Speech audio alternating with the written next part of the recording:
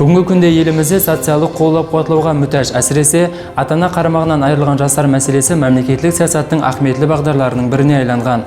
Президентіміздің бастамасымен айнесінде жастардың тұрмыс шариғаттарын жақсылау, оларды еркін тұрмысқа таярлау бағдарындағы жұмыстар давам етпекте.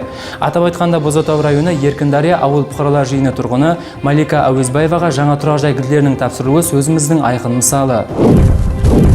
Сюжетіміз қаһарманы Малика Әуезбаева жаңа жыл қарсаңында қуанышлы хабарды күтіп алды. Оған барлық қолайлықларға ие болған заманауи 2 ханалы тұрақ жай кілттері салтанатты түрде тапсырылды. Әлбетте, бұл ол үшін үлкен қуаныш һәм ұмытылмас жаңа жыл сауғасы болды десек қателеспейміз. Құрметті президентіміздің арнаулы қарар диқарында Бозатау районы орайынан көп қабатлы тұрақ жайлардан 2 ханалы үй беріліп жатырды. Бұдан жүдә қуанышлымын. Және де 2021 жылы арнаулы қарар диқарында 2023 жылы Қарақалпақстан мемлекеттік университетіне, шет тілдер факультетіне грант диқарында оқуға кірдім.